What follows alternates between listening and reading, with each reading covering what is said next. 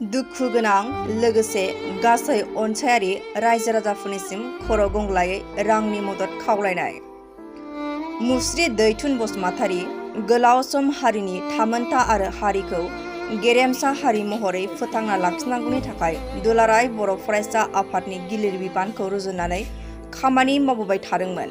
नाथाय थाइखाजरा दालाइसा दुलाराय बर' फरायसा आफादनि आफादगिरि बिबान लानानै मावबाय थानाय समावनो बिथाङा 9 दानसोनि सिगांनिफ्रायनो गिथावना बेरामाव गोग्लैसोनानै दंगासिनो दं। फारसेथिं नखरनि थासारि आरो रांखावरिनि हालोदा मोजां नङैलाय माखासे रांखावरिनि जेंनायाव गोग्लैनानै मोजां फाहामथाय लानो हायाखै। बिनिखायनो अनसायग्रा रायजो राजाफोरनिसिम आखाइ खबजबनानै गिथावना बे बेरामखौ सोखानो थाखाय राङारि मदद हास्थायदों।